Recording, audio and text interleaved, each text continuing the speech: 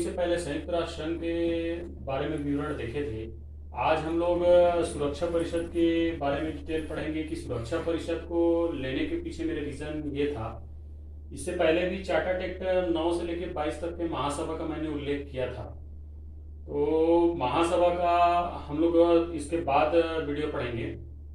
अंतर्राष्ट्रीय सुरक्षा परिषद को आज डिटेल पढ़ने के पीछे रीजन ये है, जैसे आप लोग हालिया पता होगा कि अफगानिस्तान का क्या स्थिति है, किस तरह से अंतर्राष्ट्रीय सुरक्षा परिषद का दायित्व और अधिकारों में निर्वहन के लिए भारत जो है सामने आ रहा है। लोग देखेंगे कि अंतर्राष्ट्रीय सुरक्षा परिषद है क्या चीज। तो अंतर्राष्ट्रीय सुरक्षा परिषद को विश्व का पुलिसमैन कहा जाता है। इसका जो संयुक्त राष्ट्र के चार्टर टेक्ट 1 से 111 तक के जो इसमें दिया है उसमें अनुच्छेद 23 से 60 तक के विनिर्दिष्ट किया गया है। इसमें इसका गठन देखा जाए अनुच्छेद 23 में आगे जो है, तो इसमें यही एक चीज है गठन का कि इसमें 5 स्थायी सदस्य होता है, जो दिख रहा होगा आपको, अमेरिका, ब्रिटेन, रूस, फ्रांस, चीन।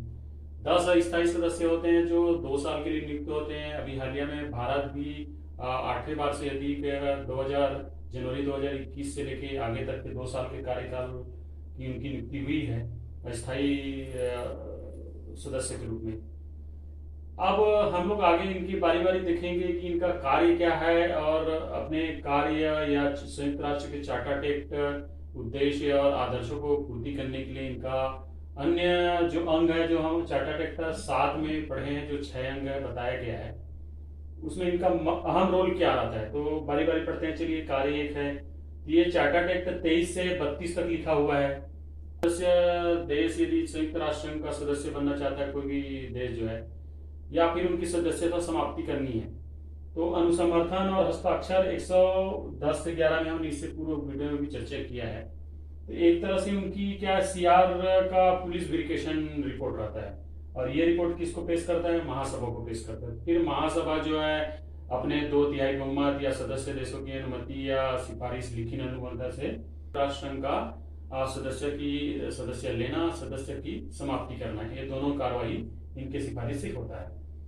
अब दूसरा यहाँ से हम लोग को चालू होता है इसमें नियुक्ति संबंधी परामर्श देना। तो नियुक्ति संबंधी परामर्श में आप लोग देखेंगे कि जैसे महासभा में कोई अन्य है, जैसे तत्कालीन सभापति है, तो इस साल का जो 76वां जो महासभा होने वाला सितंबर के लास्ट में, तो अब्दुल राशिद जो है आपका मालदीव का विदेश मंत्री, उनको नियुक्त किया गया है। और अन्य विशिष्ट अभिकरण जैसे वर्ल्ड बैंक है, WHO का है, या बौद्धिक संपदा संगठन है, ये अनकार्ड है, उनके जो भी प्रमुख है, या विश्व स्वास्थ्य संगठन का है, इनका सबका सिफारिश भी करता है। अब तीसरा में विवादों को शांतिपूर्ण निपटारा करना, मैत्रीपूर्ण साधन। एक ओपन हिम नाम का उन्होंने ये चीज बताया है कि देखिए क्या रहता है। पहला तो हम लोग क्या करेंगे, शांतिपूर्ण समझौता में समझौता वार्ता करेंगे, जैसे इसमें दिख रहा होगा आपको, समझौता वार्ता करेंगे, संराधन विधि अपनाएंगे, पंच निर्णय करेंगे, अधिनिर्णय जो अंतर्राष्ट्रीय न्यायालय रहता है, फिर सब सेवाएं, आपसी प्रदान, आर्थिक सामाजिक, जो आगे अनुच्छेद में हम लोग पढ़ेंगे। और उसमें फिर क्या आगे है, सब सेवाओं के साथ मध्यस्थता भी करेगा। कोई देश आपस में जैसे लड़ाई झगड़ा कर रहे हैं, युद्ध हो, या फिर कानूनी है, या फिर भौगोलिक या अन्य परिस्थितियों के विवाद उत्पन्न हो रहा है, तो उसके बीच मध्यस्थता करेगा, अपनी शांति दूत भी भेजेगा, जैसे हम लोग आगे वीडियो में चर्चा करेंगे इस चीज को। और अंतिम है आपका है और अंतर्राष्ट्रीय जांच आयोग। तो अंतर्राष्ट्रीय शांति सुरक्षा के लिए जो खतरेपूर्ण कार्य करता है कोई देश जो है, जो इनके चार्टर टेक्ट के उद्देश्य 1 में शांति और सुरक्षा का दायित्व सभी सदस्यों की जिम्मेदारी बताया गया, जैसे उनको दिशा निर्देश दिया गया है। और मान लो युद्ध के लिए उन्माद है, किसी दूसरे पर आक्रमण कर रहा है, परमाणु हथियार का उपयोग कर रहा है, मानवीय, शारीरिक और सामाजिक और आर्थिक या सांस्कृतिक या व्यापारिक अवरुद्ध कर रहा है, या सार्वजनिक आपूर्ति को बाधा कर रहा है, तो उस संबंध में क्या सुरक्षा परिषद सैनिक कार्रवाई करेगा। जैसे आप लोग हालिया की घटना में देख चुके हैं, जैसे लीबिया में सुरक्षा परिषद ने बमबारी किया, अभी अफगानिस्तान में 2001 से लगातार अमेरिकी सैनिक के माध्यम से, और बहुत सारे ऐसे शांति अभियान हैं। भारत भी इसमें शामिल होता है शांति अभियान में, जैसे कोरिया वगैरह है, वहां पे समझौता करने के लिए। नामीबिया है, तो उन सब में शांति समझौता करने के लिए सैनिक कार्य करना है। तो इसमें क्या है, ये बाध्यकारी साधन है, वो शांतिपूर्ण मैत्रीपूर्ण साधन है, ये समझौता, वार्ता, समाधान, पक्ष निर्णय, अधिनिर्णय, शांति वार्ता, सत्सेवाएं, मध्यस्थता और अंतरराष्ट्रीय शांति जांच आयोग। अब इसमें जो बाध्यकारी साधन है वो चार्टर एक्ट 39 से 51 तक के बताया गया है। हम लोग देखेंगे बारी बारी क्या ऐसे 5 बाध्यकारी शर्मा। प्रतिकरण मतलब होता है राजनीतिक संबंध तोड़ना, कूटनीतिक संबंध तोड़ना, अपने राजदूत को वापस बुलाना, यानी किसी प्रकार की उनकी राजनीतिक स्तर पे संबंध नहीं रहेगा। अधिरोध बताया गया, नागरिकों की गिरफ्तारी, वहां नागरिक अलग उनके यहाँ चलेगी, जैसे मैक्सिको और अमेरिका का देखे होंगे। मैक्सिको का बड़ा सा दीवार बनाया गया अमेरिका के द्वारा, क्योंकि उनके यहाँ वो संबंध नहीं है, समाप्त हो गया। वहां के आते हैं नागरिकों को गिरफ्तार कर लिया जाता है, जेल में डाल दिया जाता है, चाहे बड़े बच्चे हो, बूढ़े हो, महिलाएं हो, कोई भी हो। अब प्रत्यापहार, व्यापारिक गतिरोध, जैसे अभी हाल ही में जैसे अफगानिस्तान में तालिबान का हुआ है कब्जा जो है, तो उन्होंने एक डिक्लेयर कर दिया कि भाई हम भारत से व्यापार नहीं करेंगे। तो उनके डिक्लेयर से नहीं होता, ये अंतरराष्ट्रीय संगठन है, सुरक्षा परिषद तय करता है कि भाई उनसे आवाजाही। जैसे प्रतिबंध देखे होंगे आप लोग, अमेरिका प्रतिबंध लगा देता है, कास्टा हो, काम कौसा हो, ढेर सारे उनके पास एक्ट है, तो उनको भी अधिकार यहीं से मिला हुआ है और उसी अधिकार को इसमें इम्प्लीमेंट करता है। शांतिपूर्ण नाकेबंदी, आवाजाही को रोक देता है, कटीले तार लगा दिए, वहां फेंसिंग कर दिए, या उनके लोगों को सख्त कर दिए, आएंगे तो एक वीजा पासपोर्ट भी जारी किया जाए तो उनको पूरी वेरिफिकेशन किया जाएगा। और पांचवा हस्तक्षेप, मनाही, अर्थात हर चीज के लिए मना करेंगे, भाई व्यापार मत करो। कोई मित्र देश उनसे व्यापार कर रहे हैं, उनके ऊपर प्रतिबंध लगाया गया। अमेरिका का देखे होंगे कभी कभी, हम जैसे अपनी चाबहार बंदरगाह ईरान में अपन इन्वेस्ट किए थे, तो ईरान में इन्वेस्ट करने हमारी तेल की आयात को भी इन्होंने बंद कर दिया। तो ऐसे इनकी जो ये जो कर्म है जो आप दिख रहे हैं बाध्यकारी साधन, जनरली स्थायी सदस्य ही अपनाते हैं। अब इसी में आके प्रादेशिक प्रबंध, तो प्रादेशिक प्रबंध में क्या है, किसी भी क्षेत्र को युद्ध क्षेत्र है उनको दुश्मनी देश या आतंकवादी देशों से मुक्त करके सौंपना, वहां पे लोकतंत्र की बहाली करना, सामाजिक, आर्थिक, सांस्कृतिक, व्यापारिक गतिविधियों को प्रमोशन करना, ये 52 से 54 में। अंतरराष्ट्रीय सामाजिक यही है, कल्याणकारी, कई युद्धग्रस्त एरिया है, क्षतिग्रस्त हो गया, तो उस एरिया में सभी जो मानवीय का आवश्यकता है या मानवीय पूंजी में नवजीवन का संचार करेगा ये, तो ये भी इनकी एक अच्छी पहल है। और लास्ट है कि परामर्श इकाई, तो परामर्श इकाई देखे होंगे, अंतरराष्ट्रीय न्यायालय, उनको कुछ विवाद होता है, भाई वर्ल्ड पुलिसमैन है वो, तो वर्ल्ड पुलिसमैन देखे होंगे, आपका कोई भी विश्व में विधि के विरुद्ध जो उल्लंघन देश करता है या राष्ट्र करता है या समूह संगठन करता है, तो आप किसको अनुदेश देंगे? विधि का प्रथम दृष्टि पालन तो पुलिस करेगा ना, तो वही ये जाहिर करता है। तो ये क्या करता है, अपने जो सदस्य देश है 10 स्थायी और 5 स्थायी, तो 15 सदस्यों की पर अनुसमर्थन और महासभा के सिफारिश से फिर ये कार्यवाही करता है, जैसे आर्थिक सहयोग देना। और आगे इसमें अन्य विधि के हाथ में ये चीज हमेशा करेगा कि जो संयुक्त राष्ट्र संघ का चार्टर्ड एक्ट एक का उद्देश्य है, जिसमें हम बिना जाति, धर्म, लिंग, मूल, जन्म स्थान के भेदभाव के बिना उनको सामाजिक, आर्थिक, सांस्कृतिक, मानवाधिकार या स्वतंत्रता अधिकार को प्रदान करने में सहयोग करेंगे, फोर्सफुली नहीं, शांतिपूर्ण। और साथ में हम लोगों को प्रेरित करेंगे कि विश्व में शांति, सुरक्षा और समन्वय, बंधुत्व की भावना से अपना राज्य क्षेत्र का विस्तार करिए, जबरदस्ती नहीं रहेगा। और यदि कोई जबरदस्ती करता है, किसी को उल्लंघन करता है, किसी क्षेत्र को आक्रमण करता है, सदस्य देश की अनुसमर्थन और महासभा के सहयोग से वो क्या करेगा, आक्रमण भी कर सकता है, सैनिक कार्रवाई कर सकते हैं, देखे होंगे ढेर सारा सैनिक हैं। तो ये जनरली आज हमने अंतरराष्ट्रीय सुरक्षा का कैसे गठन हुआ, कितने देशों से, कौन स्थायी है, स्थायी है, साथ में इसकी हम ड्यूटीज पढ़े हैं, क्या चीज है। आप देखिए क्या है, कहीं ना कहीं इसमें वर्ल्ड पुलिसमैन है, पुलिस की तत्परता ही अपराध को रोकता है, जैसे हमने देखा है। पुलिस में यदि आधुनिक साधन या संवेदनशील मुद्दों में उनकी जानकारी नहीं है, या उनमें वर्तमान आर्थिक, सामाजिक, संस्कृति के परिदृश्य जो विकास रूप चरणबद्ध है, उनके अनुरूप वो अपने मापदंडों को सुधार नहीं करते, तो काफी पीछे हो जाएंगे। इस दफा जो आया था 2020 में मेंस में, ये निषेधाधिकार, वीटो पावर को 2 नंबर, और आगे जो हम चर्चा करेंगे 8 नंबर में पूछा गया है। काफी ये वेटेज है, मतलब हर बार अंतरराष्ट्रीय सुरक्षा परिषद को घुमा फिरा के उद्देश्य, अधिकारिता या उनका कार्य या उनकी ड्यूटी या फिर उनका क्या अभी वर्तमान में स्थिति क्या है। साथ में उनका सबसे बड़ा एक खतरा है ये अनुच्छेद चार्टर्ड एक्ट 27 में, इसको अभी पूछा गया था अभी के 2020 के सातों पेपर जो मेंस हुआ था उसमें। तो सिंपल सा कुछ नहीं, आपको यही सब लिखना था जो हम लोग एलएलबी में भी पढ़ते हैं इस चीज़ को, और साथ में पीएससी पेपर में भी है।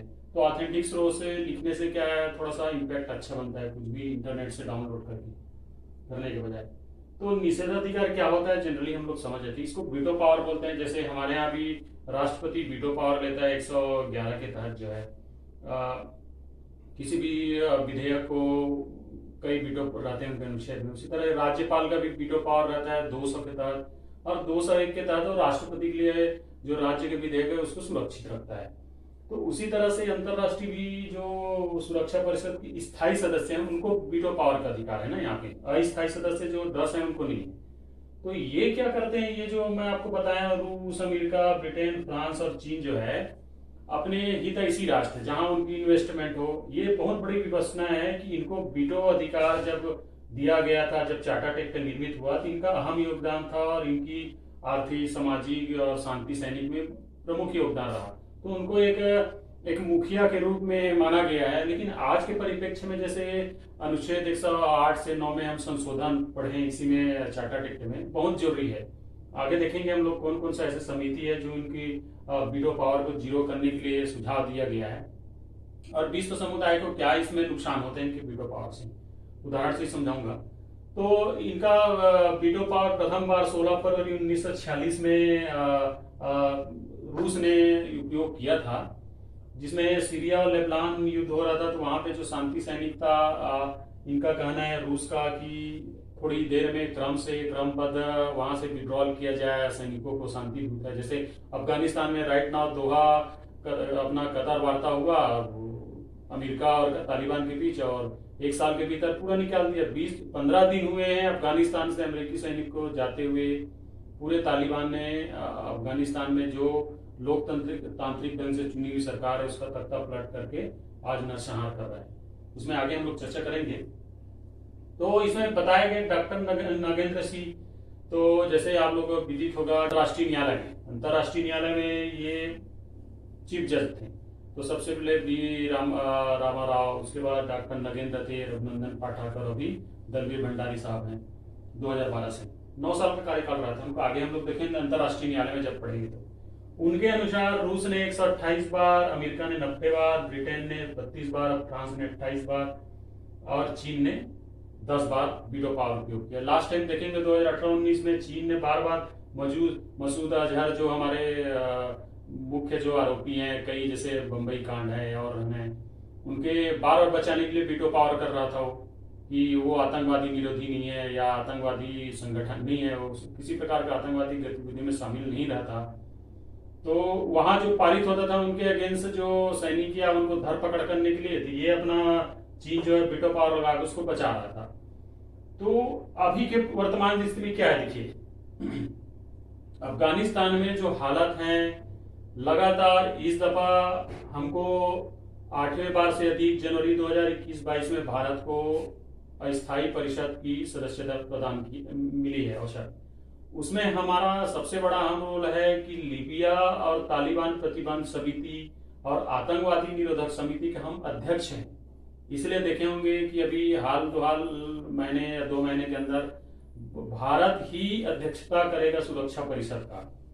तो हमारे विदेश मंत्री एस जयशंकर साहब और प्रधानमंत्री साहब लगातार उनकी गतिविधियां सुरक्षा परिषद के माध्यम से फिलहाल अभी अफगानिस्तान को सुरक्षा और वहां शांति कायम करने का प्रयास तत्पर जारी है। तो यही है कि भाई वहां पे अड़चने क्या रही है। अभी जैसे लोग वहां से भाग के आ रहे हैं, हम नागरिकता कानून के तहत उनको शरण दे रहे हैं या अन्य देशों में जा रहे हैं, आसपास जा रहे हैं, वहां पे नरसंहार हो रहे हैं, बच्चों के साथ वायलेंस हो रहा है, उनकी लीगल जो राइट अंतरराष्ट्रीय राष्ट्रीय कानून में है उनको वायलेंस कर रहे हैं। तो प्रॉब्लम क्या है, तो देखिए क्या है, रूस और चीन इनका फ्रंट आकर उनको सपोर्ट करना। अब भारत अध्यक्षता कर रहा है सुरक्षा परिषद का, और वहां जैसे हम लोग इससे पूर्व पढ़े हैं शांति के लिए कोई खतरा है, कोई देश या वहां की एक्टिविटी गलत है या नरसंहार हो रहा है, तो वहां पे सैनिक शांति दूत जैसे इससे पहले भी भेजे अमेरिका ने, अमेरिका ने लगातार 20 साल वहां शांति सैनिक के नियुक्त किया था, किसके माध्यम से? सुरक्षा परिषद का माध्यम से। तो वहां पे शांति व्यवस्था था, लोकतंत्र था। भारत ने भी वहां पे अच्छे प्रोजेक्ट, संसद भवन का इन्वेस्टमेंट किया, उसी के पहुंच को सुगम बनाने के लिए हमने ईरान में चाबहार बंदर का भी निर्माण किया है।